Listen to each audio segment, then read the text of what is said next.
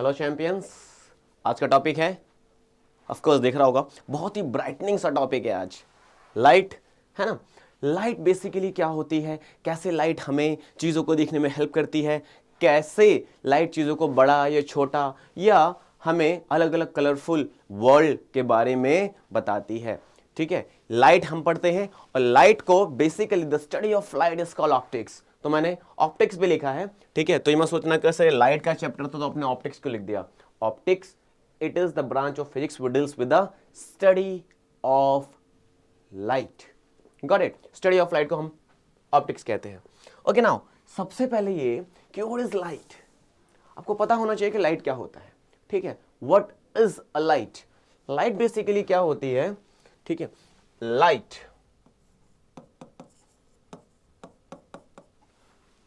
Light एक electromagnetic wave है।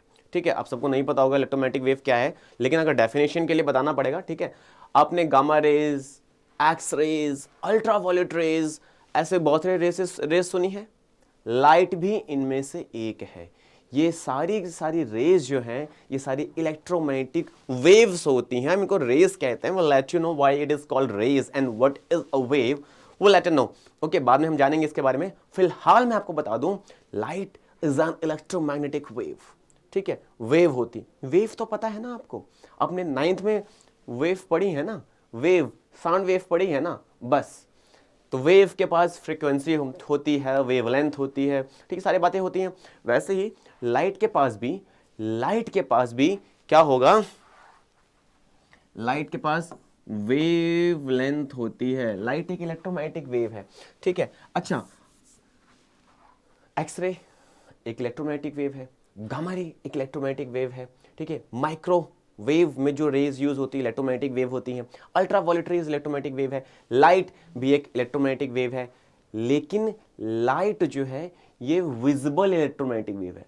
ये हमें दिखाई देती है, ये हमें दिखाई देती है। बाकी चीज़ हमें, बाकी जो वेव्स हमें दिखती नहीं है, बाकी के लिए हमारे पास सेंसर्स हैं। सेंसर्स हैं, वो सेंसर्स जो होते हैं वो सेंस करते हैं। जैसे साउंड वेव, साउंड वेव को सेंस करने के लिए कौन सा इंस्ट्रूमेंट है हमारे पास? आइज, आइज नहीं, ईयर्स, है ना, ईयर्स। तो साउंड वेव्स को हमारे ईयर्स जो है कहते हैं, करते हैं, सेंस कर लेते हैं। ठीक है, इलेक्ट्रोमैग्नेटिक वेव में जैसे एक्सरेज जो होती है, इनको सेंस करने के लिए हमारे पास एक्सरे मशीन अलग से होती है। ठीक है, लाइट भी एक इलेक्ट्रोमैग्नेटिक वेव है। इस वेव को सेंस करने के लिए कौन सा इंस्ट्रूमेंट हमारे पास? आइज, है ना, आइज है। ठीक है, तो आइज जो है वो लाइट को सेंस करती है। ठीक है, इस इलेक्ट्रोमैग्नेटिक वेव को जो सेंस कर सकते हैं वो है आइज। ठीक है, जो हमारे पास नेचुरल इंस्ट्रूमेंट है हमारे पास, है ना। ओके, तो इसको हम क्या लिखेंगे, ये it is an electromagnetic wave, electromagnetic wave. Light एक इलेक्ट्रोमैग्नेटिक वेव है। ठीक है बेटा, with small small range of wavelength. Range of wavelength क्या मतलब हुआ इसका भाई? अगर ये वेव है, अगर ये वेव है तो इसके पास, आप सबको पता है वेवलेंथ क्या होती है? नहीं पता तो वो लेट यू लेटर। ठीक है, नेक्स्ट वीडियो में आपको वेवलेंथ बताऊंगा। ये चैप्टर वेवलेंथ का नहीं है तो मैं आपको वेवलेंथ पे ज्यादा टाइम नहीं लगा सकता। फिलहाल मैं आपको बता दूं, अगर ये एक वेव है, अगर ये एक वेव है तो वेव में यहां से यहां तक के डिस्टेंस को हम क्या कहते हैं? वेवलेंथ। वेवलेंथ जो होता है उसको लैम्डा से शो करते हैं। लैम्डा जो होता है उल्टा वाई होता है ना। लाइक ये वाई है, ये वाई है। ठीक है, और इसे आप सिलेक्ट करिए। ठीक है, ये वाई है,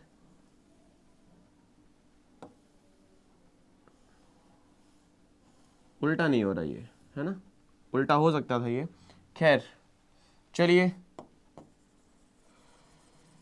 ये वाई है, वाई का उल्टा, वाई को उल्टा कर दो, लैम्डा बन जाता है। ठीक है, तो अगर ये एक वेव है तो एक वेव को पूरा कंप्लीट ऑसिलेट करने में, एक कंप्लीट वेव को जितना डिस्टेंस लगता है, एक कंप्लीट वेव को टोटल चलने में जितना डिस्टेंस कवर करना पड़ता है, जितना उसको डिस्टेंस लगता है, उसे हम कहते हैं वेवलेंथ। फिलहाल मैं ऐसे बोल सकता हूं कि एक क्रेस्ट से दूसरे क्रेस्ट को हम भी वेवलेंथ कहते हैं। तो ये एक लेंथ होती है, ठीक है। अगर ये एक लेंथ होती है तो लेंथ की यूनिट क्या होती है, मीटर। तो वेवलेंथ मीटर में होती है। तो लाइट की वेवलेंथ कितनी होती होगी, तो it has range of wavelength, ठीक है। थोड़ी सी, बहुत छोटी सी वेवलेंथ की इसकी रेंज होती है, क्या, 400 नैनोमीटर टू 700 नैनोमीटर। बहुत सारी इलेक्ट्रोमैग्नेटिक वेव्स होती हैं, लेकिन वो इलेक्ट्रोमैग्नेटिक वेव्स जिसकी वेवलेंथ 400 से 400 नैनोमीटर से 700 नैनोमीटर के बीच में होती है, सिर्फ वही वेवलेंथ हमें दिखाई देती है, सिर्फ वही इलेक्ट्रोमैग्नेटिक वेव हमें दिखाई देती है। और उसी इलेक्ट्रोमैग्नेटिक वेव को जो इस रेंज में आ रही है उसको हम लाइट कहते हैं। इसके इधर वालों को भी नहीं कहते, इसके इधर वालों को भी नहीं कहते, ठीक है बेटा। तो ये लाइट है। अच्छा, nanometre means what, nanometre means what, 400 nanometre का मतलब है 10 टू द पावर -9 मीटर से लेके 700 into 10 to the power -9 metre. This is nanometre. Nano, एक कार आई थी नैनो, ठीक है। नैनो बहुत छोटी यूनिट होती है, बहुत बहुत छोटी लेंथ होती है, बहुत छोटी। 1 मीटर को आप अगर 100 बार डिवाइड कर दोगे, 100 बार छोटा छोटा कर दोगे, तो क्या हो जाएगा, क्या हो जाएगा, वो 1 सेंटीमीटर बन जाएगा। इसको 10 बार और कर दीजिए, इसको 1 सेंटीमीटर को 10 बार और डिवाइड कर दो, क्या बन गया, 1 मिलीमीटर बन गया, ठीक है। मतलब 1 मीटर को आपने 1000 टाइम्स डिवाइड किया तो इतना सा मिलीमीटर, इतना सा बन गया मिलीमीटर। अब इस मिलीमीटर को, इतने बड़े को, इट वाज मीटर, 1 मीटर को 1000 टाइम्स किया, इतना सा हो गया मिलीमीटर। अब मिलीमीटर को 1000 टाइम्स डिवाइड करो, जो भी है करना पड़ेगा, देखो, है ना। 1000 टाइम्स डिवाइड किया, बहुत छोटा है, बहुत छोटा है, देखेगा ही नहीं। ये जो साइज होता है, ये माइक्रोब्स का साइज होता है, ठीक है। इसलिए इसको माइक्रोमीटर कहते हैं। इस साइज में माइक्रोब्स होते हैं, मैंने बैक्टीरिया सुने हैं, बैक्टीरिया है ना, बैक्टीरिया है, वायरसेस हैं, ये सब जो माइक्रोब्स होते हैं, जो माइक्रोब, जो छोटे जीवाणु होते हैं, ये इस साइज के होते हैं, इसलिए माइक्रोब्स का साइज है, तो इसको हमने माइक्रोमीटर कहा है, ठीक है। अब इस के साइज को भी 1000 टाइम्स छोटा कर दो, इस साइज को भी 1000 टाइम्स छोटा कर दो, जितना छोटा होगा, अब जो छोटा हो गया, इसे कहते हैं नैनोमीटर, बहुत छोटा है, ओके। सो नैनोमीटर जो है बहुत छोटा। टाटा ने कार निकाली थी ना नैनो, इसी नाम से निकाली थी, नैनोमीटर। तो basically nanometre means what, nanometre का मतलब है बहुत छोटा। टाटा ने सबसे छोटी कार निकाली थी दुनिया की, है ना, इसलिए उन्होंने उसका नाम रखा nano. Got it, okay. So nanometre. तो फिलहाल लाइट की जो रेंज होती है, लाइट की जो वेवलेंथ की जो रेंज होती है, that is 400 nanometre to 700 nanometre. तो ये it is an electromagnetic wave with small range of wavelength, that is 400 nanometre to 700 nanometre, okay.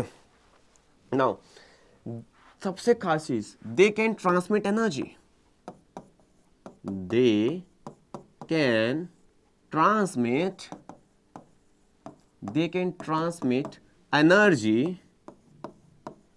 energy to our brain, ठीक है। हमारी आंखों से होती ही एनर्जी ब्रेन में ट्रांसमिट होती है, तब हमें चीजें दिखाई देती हैं। वो लेट यू नो, अभी हम इसी वीडियो में, इसी लेक्चर में बात करेंगे कैसे हमें चीजें दिखाई देती हैं। पहले हम डेफिनेशन लिख लेते हैं, okay. So to our brain की स्पेलिंग तो बी से होगी ना। So they can transmit energy to our brain, ये हमारे ब्रेन तक एनर्जी ट्रांसमिट करते हैं, ओके।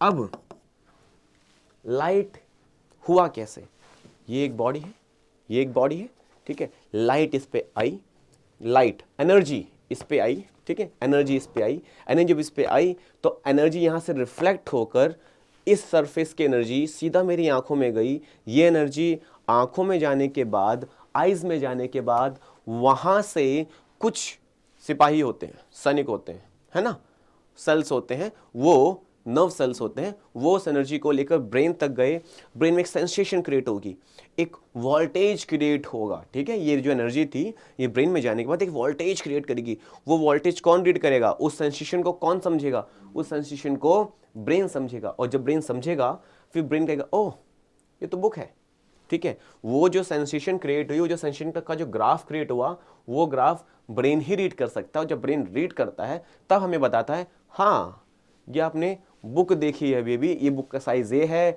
कलर ये है, नाम ये है, ब्ला ब्ला एंड ब्ला, ये सारी चीजें होती हैं। किसी के सर पर चोट लग जाए, सर पर किसी के सर पर चोट लग जाए तो ब्लाइंड, अंधा हो जाता है। आंखें तो ठीक है, क्यों अंधा हो गया? क्योंकि जो समझता है, जो इमेज को देख रहा है, वो पार्ट डैमेज हो सकता है, ठीक है। तो लाइट क्या होती है? लाइट एक ऐसी एनर्जी है जो आइज के थ्रू जाकर ब्रेन में सेंसेशन क्रिएट करती है, एक इलेक्ट्रिक इंपल्स क्रिएट करती है, वोल्टेज क्रिएट करती है। उस वोल्टेज को जो रीड करता है दैट इज ब्रेन, और ब्रेन कहता है कि अच्छा हाँ ये जो है ये एक इमेज है। हमने उस ग्राफ की रीडिंग के जो सेंसेशन थी उसको हमने नाम रख दिया कि भाई इमेज है। कहाँ बनती है? ब्रेन में बनती है, ठीक है। किसकी वजह से बनती है? इस एनर्जी की वजह से बनती है। कौन सी एनर्जी की वजह से? लाइट एनर्जी की वजह से। ओके, तो सारी बातें ये हो गई। नाउ तो पर्टिकुलर सेंसेशन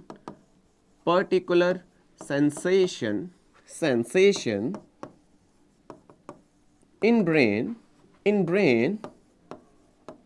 is called, जो एक ब्रेन में जो पर्टिकुलर सेंसेशन जो होती है जिसको ब्रेन रीड करता है उसे हम क्या कहते हैं? उसे हम कहते हैं इज कॉल्ड क्या? सीन, कि हम सीन कर रहे हैं, इज कॉल्ड सीन। तो कोई भी चीज दिखी कैसे? सब ध्यान से सुनो, कोई भी चीज कैसे दिखती है? ये बॉडी है, ठीक है, इस पे लाइट आती है, एनर्जी, ठीक है। न्यूटन ने बताया कि लाइट एक एनर्जी का पैकेट है। न्यूटन के हिसाब से बहुत लोगों ने लाइट के बारे में बहुत सारी बातें बताई। न्यूटन ने जो बताया, न्यूटन ने कहा लाइट जो आती है it has the packets of energy. छोटे छोटे इसके पास पैकेट्स होते हैं एनर्जी, उसको फोटोन नाम दिया था, ठीक है। तो एनर्जी के पास, इस लाइट के पास छोटे छोटे पैकेट्स हैं एनर्जी के। वो पैकेट जैसे इस पे गिरते हैं ये इस एनर्जी को एब्जॉर्ब कर लेता है, ठीक है। एब्जॉर्ब करके फिर उस एनर्जी को ये वापस रेडिएट करता है, उस एनर्जी को ये वापस हमें रिफ्लेक्ट करता है, ठीक है। जैसे आए वैसे ही तुरंत लाइट इस पे आई, ये एनर्जी इस पे पड़ी, ये एनर्जी इस पे पड़ने के बाद अब यही पैटर्न इस ऑब्जेक्ट के पैटर्न के हिसाब से एनर्जी फिर से रेडिएट होकर मेरी आंखों में आएगी। तो उसको रेडिएट वर्ड यूज नहीं करेंगे, रिफ्लेक्ट बोलेंगे, क्योंकि ये एनर्जी यहाँ पे आई, एनर्जी इसके थ्रू होकर फिर वापस मेरी आंखों में चली गई, ठीक है। तो ये एनर्जी जो हुई रिफ्लेक्ट हो गई, एनर्जी जो हुई वो रिफ्लेक्ट हो गई। तो एनर्जी जब यहाँ पे आई, यहाँ पे पड़ने के बाद वापस मेरी आंखों में गई। अब जब वापस आंखों में गई तो अब उन आंखों से वो कहाँ तक गई? ब्रेन तक गई। फिर वो एनर्जी जो सेंसेशन क्रिएट कर रही है उस सेंसेशन को ब्रेन रीड करेगा, ठीक है। और जब रीड करेगा तब ब्रेन कहेगा अच्छा हाँ हमें चीज़ें दिखाई दे रही हैं, उस हम इमेज बोल देंगे। क्लियर है? यहाँ तक हो गया। तो ये लाइट की कहानी है, ओके। अब एक और चीज़, दूसरी चीज़ क्या कि लाइट जो है एनर्जी है। रे वर्ड सुना होगा आप सबने, व्हाट इज रे, है ना। रे क्या होता है? लाइट जो है ये, मैंने तो वर्ड वेव यूज किया, तो वेव है या रे है, ठीक है। लाइट वेव है या रे है, इसमें बड़ी कंफ्यूजन होती है। मैं आपको बताता हूं। सपोज हमारे पास एक बाल्टी है, बाल्टी है ना। बाल्टी को अगर आप मान लेते हैं, बाल्टी नहीं है, ये ग्लास है मेरे पास, ठीक है। अगर ये ग्लास, सपोज ये मान लो पूरा सीधा है, अगर ये ग्लास है, इस ग्लास की मैं कहता हूँ शैडो बनाइए, ठीक है। क्या बनाइए? शैडो बनाइए। अगर इस ग्लास की शैडो, मतलब अगर इसमें मैं लाइट जलाऊंगा सामने से, इसकी एक शैडो बनेगी, तो शैडो बनेगी ऐसे।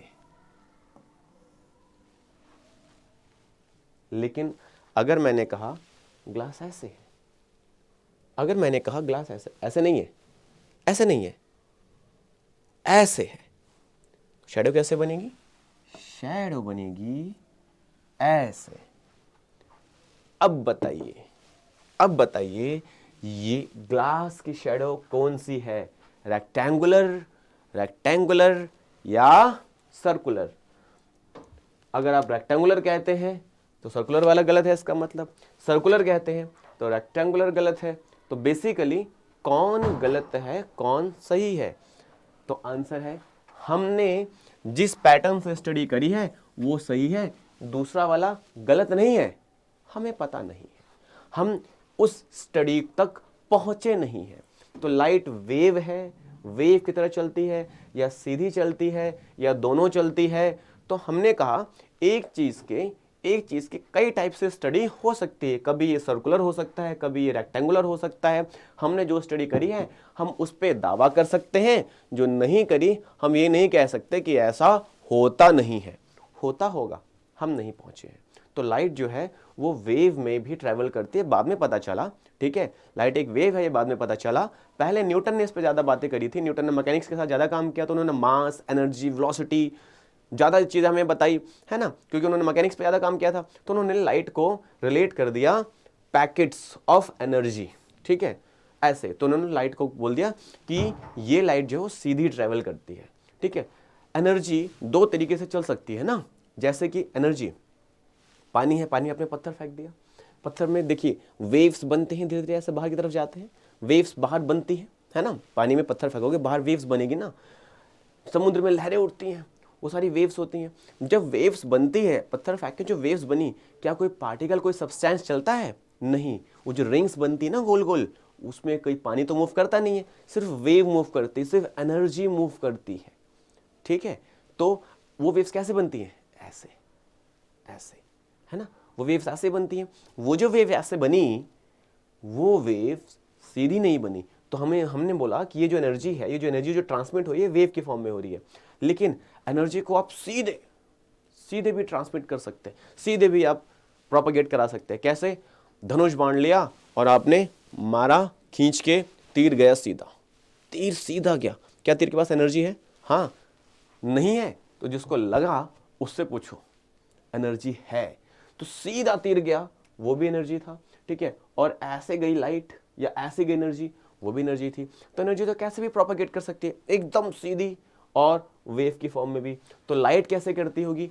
लाइट दोनों फॉर्म में करती है। अब पता चला हमें, पहले हमें कार्पेसल्स थ्योरी दी थी, न्यूटन ने, उन्होंने कहा था सीधी चलती है लाइट। ठीक है, बाद में हाइजन आए। ठीक है, हाइजन आए, उन्होंने हमें बताया कि नई लाइट वेव्स में चलती है। फिर उनके स्टूडेंट्स और आए, यंग्स। ठीक है, उन्होंने और एक्सप्लेन किया कि नहीं, हमारे जो सर ने कहा था वो सही कहा था, और ऐसे उसकी एक्सप्लेनेशन ऐसे होगी। तो ये सारी बातें हैं, ये सारी कहानियां हैं। ये हम इसके बारे में ज़्यादा बात नहीं करनी। ठीक है, ना न्यूटन की थ्योरी के बारे में बात करनी है, ना हाइजन की थ्योरी के बारे में बात करनी है। फिलहाल सिर्फ बात ये करनी है कि लाइट क्या है और ये लाइट हमें कैसी चीज़ों को दिखाती है। फिलहाल के लिए हम बात कर लेते हैं क्या, कि न्यूटन ने जो अपनी बात कही थी कि लाइट जो सीधी ट्रैवल करती है, उसका उन्होंने एक एग्जाम्पल दिया था। उन्होंने कहा लाइट सीधी ट्रैवल करती है तीर की तरह। किसकी तरह? तीर की तरह। ठीक है, कैसे? ऐसे। बहुत फेमस एक्सपेरिमेंट है। उन्होंने 3 कार्डबोर्ड्स लिए, तीनों कार्डबोर्ड्स के सामने उन्होंने होल कर दिया। ठीक है, और जब उन्होंने होल किया और यहाँ पे एक कैंडल रख दी, एक लाइट रख दी, और इस लाइट तो यहाँ पे कैंडल रखी है, तो अगर हम यहाँ से देख रहे हैं तो हमें कैंडल दिखाई दे रही है, लाइट हमें दिख रही है। लेकिन अगर इसमें से मैं किसी को भी डिस्प्लेस कर दूँ, अगर मैं यहाँ से किसी को भी डिस्प्लेस कर दूँ, अगर ऐसा कर दूँ, तो वो हमें दिखाई नहीं दे रही थी। क्या मतलब है इसका? इसका मतलब है कि लाइट सिर्फ सीधी ट्रैवल करती है, वो घूमती फिरती नहीं है, इधर उधर नहीं जाती है। तो उन्होंने बताया कि लाइट जो है एकदम सीधी ट्रैवल करती है। क्लियर है? अच्छा, तो लाइट जब सीधी ट्रैवल करती है तो उसके बाद ऐसे रहने दे, हटा देते हैं, है ना, हटा देते हैं। तो अब रे, उन्होंने एक नाम दिया कि लाइट जो है वो रे की तरह चलती है। पर एक्चुअली जो रे है ना, रे लाइट का मूवमेंट नहीं है। रे मतलब लाइट नहीं है। अगर जैसे मैंने कहा ये रे है, सॉरी, मैंने कहा ये रे है, ये रे है, ये रे है, आप सबको लगता है कि रे एक लाइट है। रे एक लाइट नहीं है, रे लाइट नहीं है, रे लाइट नहीं है। रे तो सिर्फ प्रोपगेशन की डायरेक्शन बताता है। जैसे ये एनर्जी जो है, लाइट इज व्हाट, एनर्जी। तो एनर्जी इधर प्रोपेगेट कर रही है, इधर प्रोपेगेट कर रही है, इधर प्रोपेगेट कर रही है, एनर्जी हर जगह प्रोपेगेट कर रही है। अब जहां जहां एनर्जी प्रोपेगेट कर रही है उसके आप डायरेक्शन बनाओगे, देखो ऐसे गई, ऐसे गई, ऐसे गई, ऐसे गई, तो अलग अलग डायरेक्शन है एनर्जी की, ठीक है। प्रोपेगेशन की डायरेक्शन जो होती है दैट इज रे। जैसे कि हमारे पास आपने वेलोसिटी टाइम ग्राफ बनाया होगा, डिस्टेंस टाइम ग्राफ बनाया होगा, तो अगर ये डिस्टेंस है और ये टाइम है और ये क्या है, ये क्या है,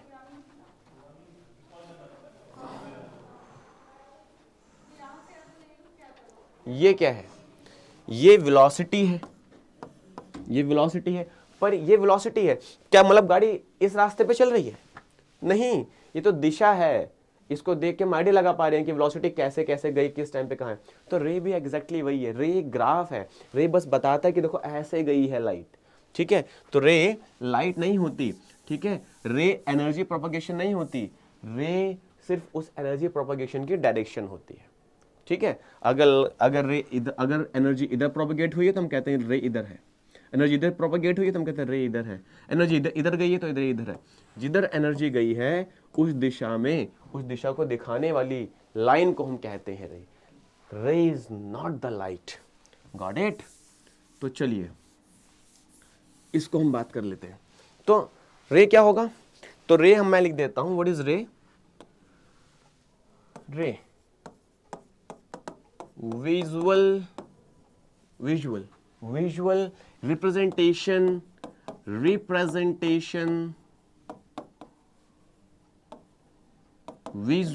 visual representation of propagation of energy, propagation of energy,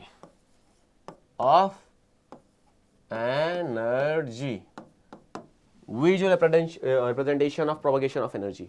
energy जिस दिशा में प्रोपगेट कर रही है, जैसे भी प्रोपगेट कर रही है, उसकी विजुअलाइजेशन, उसकी विजुअल रिप्रेजेंटेशन को हम रे बोलते हैं, एंड नथिंग। ओके, ये सारी बातें हो गई। अब देखो, जैसे ये एक ऑब्जेक्ट है, एनर्जी इस पे आई, एनर्जी इस पे आई, और एनर्जी इस पर आकर यहां से एनर्जी जो हुई, एनर्जी यहां से रिफ्लेक्ट हो गई। ऐसा होता है, एनर्जी रिफ्लेक्ट हो गई। हमने यहाँ पे अपनी आई सेट कर रखी है, ठीक है। और मुझे ये जो ऑब्जेक्ट था, ये ऑब्जेक्ट जब इस ऑब्जेक्ट से निकलती, अच्छा ये ऑब्जेक्ट जो है ये सोर्स ऑफ लाइट की तरह काम करेगा, ठीक है, सोर्स ऑफ लाइट की तरह काम करेगा। अच्छा, इसके पास लाइट कहाँ से आ गई? बल्ब से। बल्ब जो है वो असली सोर्स ऑफ लाइट है, तो उसको मैं कह सकता हूँ प्राइमरी सोर्स, ठीक है बेटा, ये प्राइमरी सोर्स है। तो ये प्राइमरी सोर्स, यहां से लाइट आई, इस पे पड़ी, ठीक है। तो इस पे जब लाइट पड़ी तो यहां से अब लाइट रिफ्लेक्ट होगी, तो ये सेकेंडरी सोर्स हो गया। क्या हो गया? ये हो गया सेकेंडरी, ये हो गया सेकेंडरी सोर्स, ठीक है, ये हो गया सेकेंडरी सोर्स। अब सेकेंडरी सोर्स से लाइट निकली, सेकेंडरी सोर्स से लाइट निकली, ये ऑब्जेक्ट है, ठीक है, यहां से लाइट निकली, इस सरफेस पे पड़ी, और इस सरफेस से एनर्जी जो हुई वो रिफ्लेक्ट हो गई। इस सरफेस से जो एनर्जी हो गई वो रिफ्लेक्ट हो गई। रिफ्लेक्ट होकर कहाँ आ गई? मेरी आंखों में आ गई। तो मुझे ये ऑब्जेक्ट दिखाई देगा कहाँ? यहाँ। क्यों? क्योंकि मेरे लिए एनर्जी कहाँ से आ रही है? इस ऑब्जेक्ट की एनर्जी मेरे लिए कहाँ से आ रही है? यहाँ से आ रही है। मैं तो यहाँ पे यहाँ से देख पा रहा हूँ ना, तो यहाँ से एनर्जी मेरी आईज में आ रही है। तो जो सेंसेशन जो क्रिएट होगी मेरे ब्रेन में, वो इस ऑब्जेक्ट की होगी। कहाँ पे है मेरे लिए? ये मेरे लिए तो यहाँ से आ रही है ना एनर्जी, तो यहाँ पे है ऑब्जेक्ट। क्लियर है क्लास? क्लियर है क्लास? मेरी बात समझ में आ गई है? ओके, तो इसे कहते हैं, इसे क्या बोलेंगे? जिसने लाइट को रिफ्लेक्ट किया डायरेक्ट मेरी आईज में और इमेज उसके ऊपर बनी, तो इसे हम बोलेंगे मिरर। इसे क्या बोलेंगे? इसे बोलेंगे मिरर। क्या हुआ? इसने सोर्स से एनर्जी ली, और जितनी एनर्जी ली उसी पैटर्न में एनर्जी मुझे रिफ्लेक्ट कर दी मेरी आंखों में, ठीक है। एनर्जी इधर आई, अब इस यहाँ पे पड़ी, इसने एनर्जी ली, इस एनर्जी को इसने वापस मेरी तरफ रेडिएट कर दी। इसे रिफ्लेक्शन बोलेंगे। मेरी तरफ रिफ्लेक्ट कर दी, मेरी आंखों में गई। अब ये आंखों में जाने के बाद ये सेंसेशन की ये एनर्जी क्या करेगी, ब्रेन में जाके सेंसेशन क्रिएट करेगी। ब्रेन उस सेंसेशन को पढ़ेगा, उस सेंसेशन को पढ़ने के बाद ब्रेन कहेगा अरे ये तो फुटबॉल है, अरे ये तो बैट है, अरे ये तो आइसक्रीम है, ठीक है। ये बोलेगा, कैसे बोलेगा और कहाँ बोलेगा, कहेगा यहाँ है, क्योंकि मेरे लिए तो लाइट वहां से आई है। ठीक है बच्चों, तो ये कहानी है। लेकिन क्या सब सारे सरफेस ऐसे होते हैं? नहीं होते। कुछ ऐसे भी सरफेस होते हैं, कुछ ऐसे भी सरफेस होते हैं जो ऐसे हैं, ये ऑब्जेक्ट है, इस पे लाइट पड़ी और वो ऐसे रिफ्लेक्ट हुए, ऐसे रिफ्लेक्ट हुए। अब मेरी आईज देखेंगी इसको, और इसको देख के, जब इसको देख यहां पे देखेंगे तो लाइट जो आई मेरी आईज में वो इरेगुलर आई। वो जो एनर्जी का जो पैटर्न यहां आया था, इस पे रिफ्लेक्ट, इस पे बना था, जो एनर्जी का पैटर्न इसने एब्जॉर्ब किया था, वो पैटर्न इसने मुझे वापस नहीं किया है। तो मेरी आंखों में इरेगुलर पैटर्न आ गया है, जिसकी वजह से मुझे ये ऑब्जेक्ट दिखाई नहीं देगा। मुझे सिर्फ और सिर्फ ये ऑब्जेक्ट, सिर्फ ये वॉल दिखाई देगी, सिर्फ ये वॉल दिखाई देगी, और कुछ दिखाई नहीं देगा। इस वॉल पे जो इसकी एनर्जी पड़ी, इस ऑब्जेक्ट की जो एनर्जी इस वॉल पे पड़ी, वो एनर्जी मेरी आईज में नहीं गई है रेगुलर पैटर्न से। तो मतलब ये ऑब्जेक्ट मुझे दीवार पे नहीं दिखाई देगा। पहले दिख रहा था, ये ऑब्जेक्ट पहले दिख रहा था, इस दीवार पे मुझे ऑब्जेक्ट दिख रहा था, क्योंकि ये जो एनर्जी थी यहाँ पे पड़ी, यहाँ से एनर्जी रिफ्लेक्ट होकर मेरी आंखों में गई, यहाँ पे एनर्जी पड़ी, रिफ्लेक्ट होकर रेगुलरली मेरी आईज में नहीं गई है। तो सिर्फ इस वॉल की एनर्जी मेरी आईज में गई है, तो मुझे वॉल दिखाई दे रहा होगा। इसे तो हम कहते हैं मिरर। जो इतना रेगुलर रिफ्लेक्शन कर देता आईज में, उसे तो हम कहते हैं मिरर। ठीक है। और क्यों मिरर क्यों बना, इमेज क्यों बना रहा है? क्योंकि जो रिफ्लेक्शन है, ये तो रिफ्लेक्शन जो थी वो है रेगुलर रिफ्लेक्शन, रेगुलर रिफ्लेक्शन। लेकिन ये जो है ये इरेगुलर रिफ्लेक्शन है, ये जो है ये इरेगुलर रिफ्लेक्शन, ये इरेगुलर रिफ्लेक्शन है। Irregular reflection means what? Irregular reflection means का मतलब ये है कि लाइट जाएगी, एनर्जी एब्जॉर्ब होगी, सेम एनर्जी वापस उसी पैटर्न में रिफ्लेक्ट नहीं हो पाएगी। ठीक है, थोड़ी सी ऊपर नीचे। मतलब लाइट के लिए ये सरफेस कैसा था? लाइट के लिए सरफेस शायद ऐसा था कि लाइट ऐसे गई, ऐसे गई, ऐसे गई, और कुछ ऐसे रिफ्लेक्ट हो गई, कुछ ऐसे रिफ्लेक्ट हो गई, कुछ ऐसे रिफ्लेक्ट हो गई। ठीक है, क्योंकि ये सरफेस थोड़ा सा और जूम करके बनाता हूं मैं। ये देखो ऐसे गई लाइट, ऐसे आई और ऐसे आई। अब जो ऐसे आई है वो देखो, वो तो इधर चली जाएगी, जो वैसे आई है वो इधर चली जाएगी, जो ऐसे आई है वो इधर चली जाएगी। तो रिफ्लेक्शन जो है वो पैटर्न जो है वो रेगुलर नहीं है। तो जो सरफेस ऐसा नहीं कर सकते उनको हम रफ सरफेस कहते हैं। ठीक है, ये रफ सरफेस कहते हैं। तो रफ सरफेस पे इमेज नहीं बन पाती, रफ सरफेस पे इमेज नहीं बन पाती, वो प्लेन नहीं होते, वो स्मूथ नहीं होते। अब आप कहेंगे सर ये बोर्ड तो प्लेन लग रहा है, एकदम एकदम प्लेन है, तो आपकी इमेज इस पे बननी चाहिए थी, क्यों नहीं बनी? ये रफ है। क्या रफ है? हाँ रफ है। रफ क्यों है? किस चीज के लिए रफ है? ये लाइट के लिए ये रफ है। लाइट जो है कभी अकेले ट्रैवल नहीं करती। अगर हम रे की बात करें तो मिलियन ट्रिलियंस ऑफ रेज जो होती है एक साथ आईज पे टकराई, और उनके बीच में गैप बहुत कम होता है। इसके बीच में जो पार्टिकल्स है ना, इसके जो सरफेस के जो पार्टिकल्स हैं उनके बीच में जो गैप है, लाइट वहां भी चली जाती है। तो क्या होता है, लाइट के लिए ये प्लेन नहीं है। तो हमारे लिए तो प्लेन है, तो लाइट के लिए प्लेन अलग बोलेंगे, और मैकेनिकली जो हम फिजिकली देख रहे हैं वो प्लेन अलग है। हाँ, जो चीजें लाइट के लिए प्लेन है उसे हम कहते हैं ऑप्टिकली प्लेन। तो ऑप्टिकली प्लेन, तो जो सरफेस ऑप्टिकली प्लेन होते हैं उन पे इमेज बनती है और उन्हें हम कहते हैं मिरर। तो optically plane surfaces are called mirror. Surfaces are called mirror. तो जो ऑप्टिकली प्लेन सरफेस होते हैं वो मिरर होते हैं, जो ऑप्टिकली प्लेन सरफेस नहीं होते वो मिरर नहीं होते। वो बेसिकली फिजिकली आपको देखने में प्लेन लग रहे हो तो उससे कोई मतलब नहीं है। तो दो टाइप के reflection, regular reflection, irregular reflection. Irregular reflection से इमेज नहीं बनती है, क्यों? और इरेगुलर रिफ्लेक्शन वहां होती है जो सरफेसेस ऑप्टिकली प्लेन नहीं होते हैं। और जो ऑप्टिकली प्लेन सरफेसेस होते हैं वहां पे आपने एक ऑब्जेक्ट रखा, उस ऑब्जेक्ट की लाइट, सपोज हमने एक ऑब्जेक्ट रखा, इस ऑब्जेक्ट की लाइट इस पे पड़ेगी और इस पे लाइट पड़ने के बाद वो लाइट रिफ्लेक्ट होकर मेरी आंखों में आएगी, तो मुझे ये ऑब्जेक्ट यहां इधर दिखाई देगा। Got it? ये ऑप्टिकली प्लेन है अगर ऐसा हुआ तो। अगर ऐसा नहीं हो रहा है तो मुझे सिर्फ ये दिखाई देगा, इससे निकलने वाली लाइट मेरी आंखों में आएगी, सिर्फ ये दिखाई देगा, ये दिखाई नहीं देगा इस सरफेस पे। क्लियर है? ऑप्टिकली प्लेन समझ में आ गया? जो ऑप्टिकली प्लेन है उसे हम कहते हैं मिरर। ओके, तो चलो हम बात करते हैं मिरर क्या होते हैं। मिरर जो होते हैं ऑप्टिकली प्लेन होते हैं, ठीक है। इसमें हमें इमेज दिखाई देगी, ठीक है। आप सबने मिरर देखा है, दर्पण, जिसमें आप सब चेहरा देख के बाल बनाते हो और तैयार होते हो, टाई की नॉट बांधते हो, ब्लेजर्स पहनते हो और एक्टिंग भी करते हो अलग अलग चेहरे बना के, है ना, सब कुछ करते हो। तो सारी चीजें जो है वो सारी चीजें जो है वो आप मिरर में करते हैं, ठीक है। आप लोग बात भी करते हो, है ना, उससे। खैर, वापस हम बात करते हैं। अगर ये एक मिरर है, ठीक है, तो ये इमेज बनाएगा, ठीक, ये इस सरफेस पे इमेज बनाएगा। अगर ये मिरर नहीं है तब क्या करेगा? तब ये लाइट को क्या कर सकता है? लाइट को एब्जॉर्ब कर लेगा, या तो रिफ्लेक्ट करेगा ही नहीं, या तो रिफ्लेक्ट करेगा तो इरेगुलर रिफ्लेक्ट करेगा।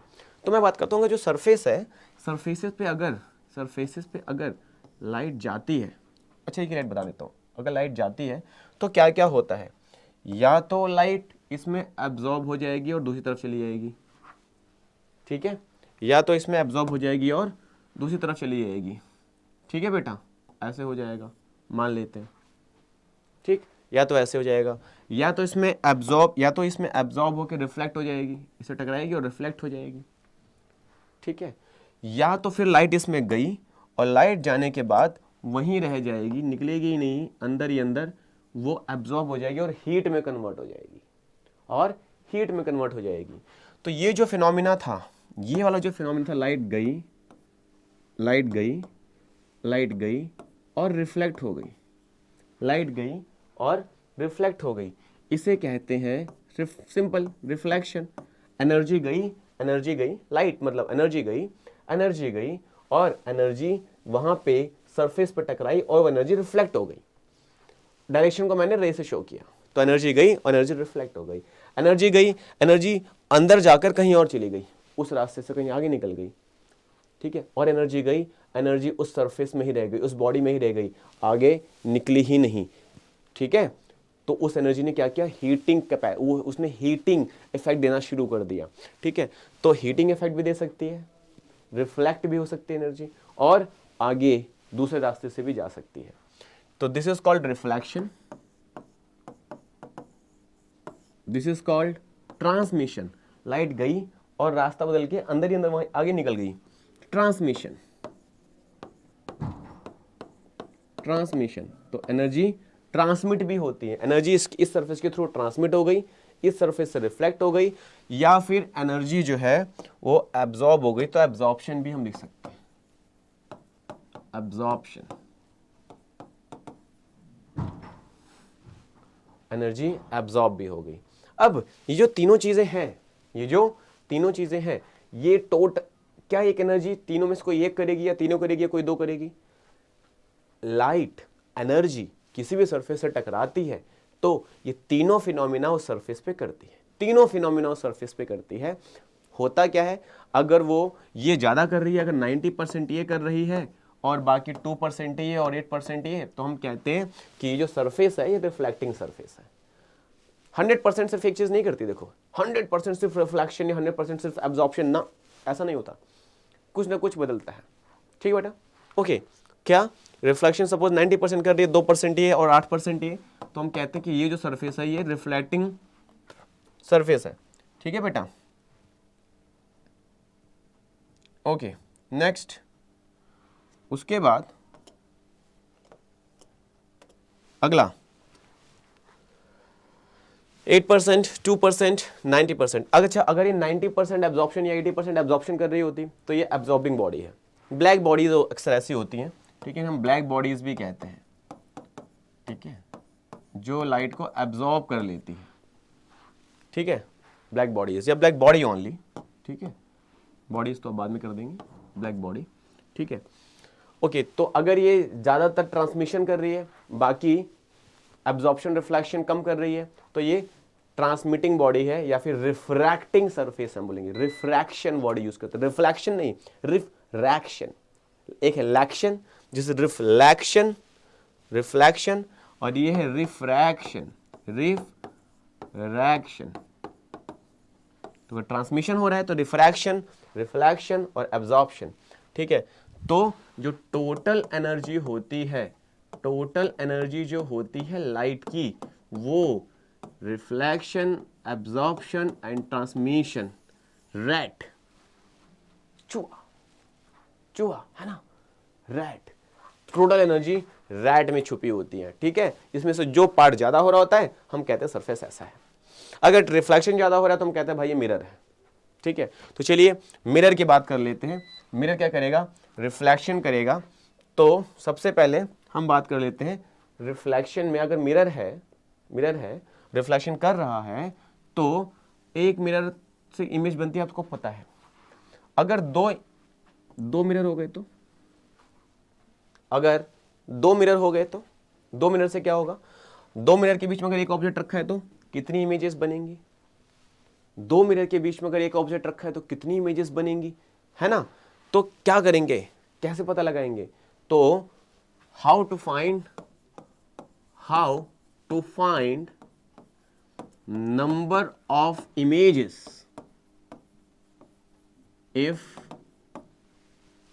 if two mirrors are arranged symmetrically।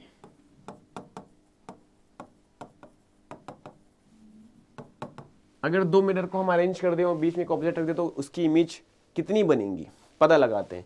तो बहुत सिंपल सा फॉर्मूला है हमारे पास फॉर्मूला है, जब हम दो मिरर्स को अरेंज करेंगे तो जाहिर सी बात है उनको अरेंज करेंगे, कोई ना कोई एंगल होगा, कोई ना कोई थीटा लेंगे हम लोग, थीटा इज एंगल, है ना। तो कोई ना कोई एंगल लेंगे, मान लो इनके बीच में कितना एंगल है, फिलहाल मैंने 90 माना है, ठीक है। दो मिरर के बीच में, ये मिरर ए और मिरर बी है, दोनों के बीच में जो एंगल है दैट इज 90।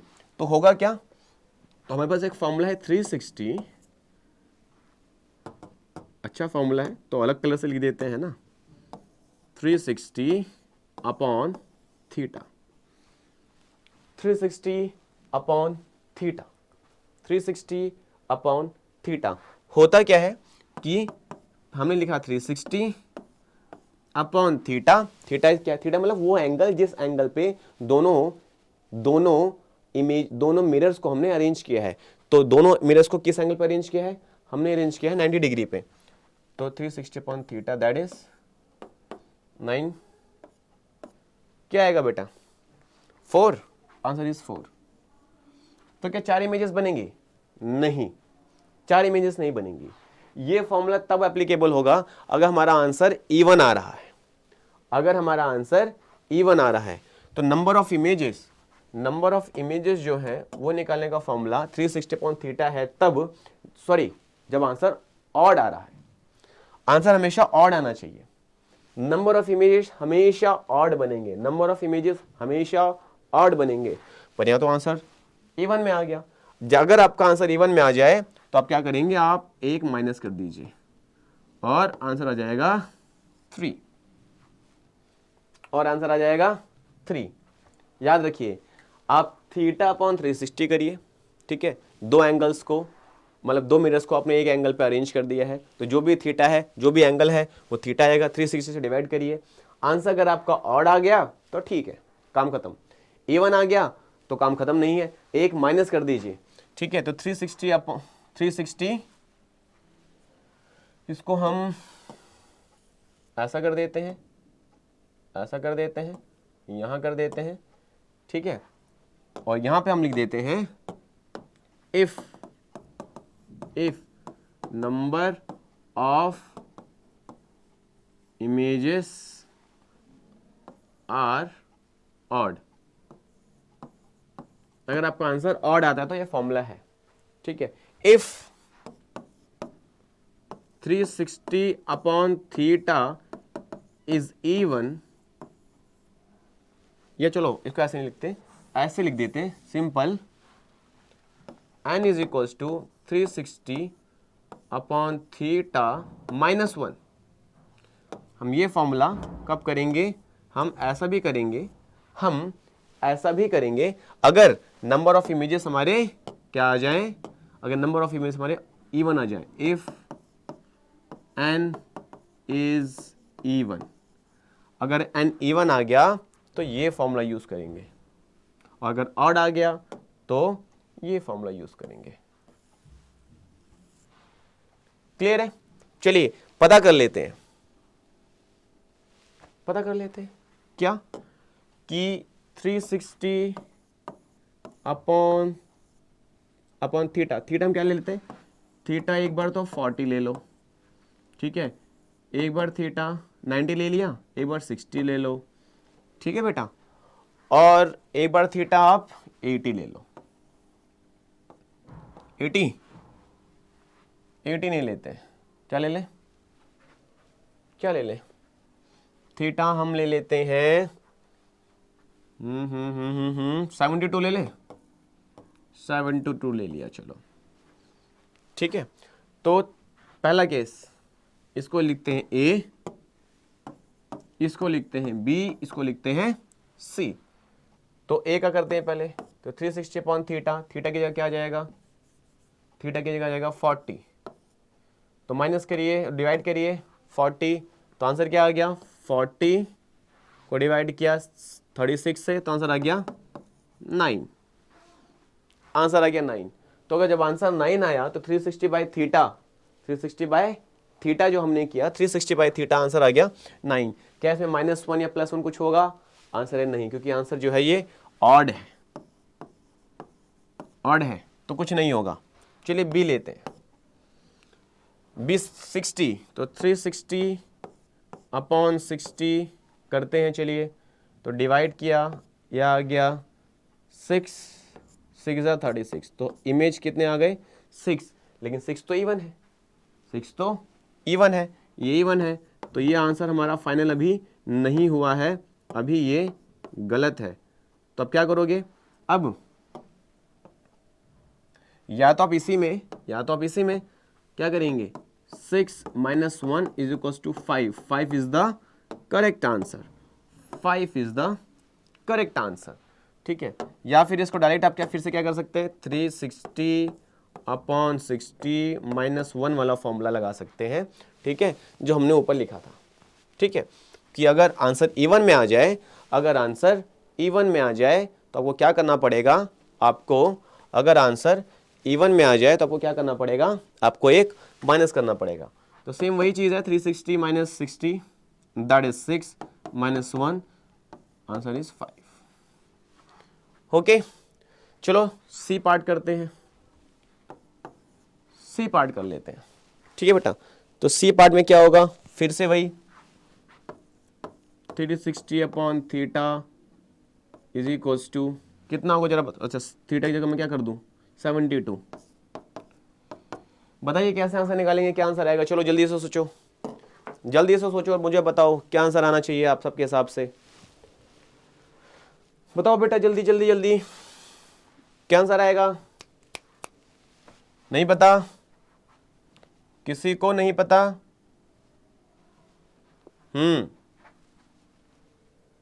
क्या आंसर आएगा,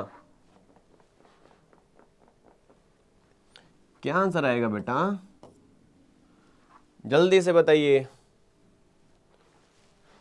आपको मैंने टाइम दिया है करने का, जल्दी बताओ,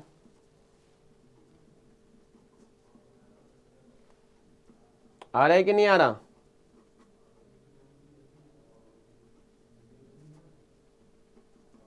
नहीं आया, आंसर इसका 5 आ रहा है ना, 5 आ रहा है, यस 5 आ रहा है।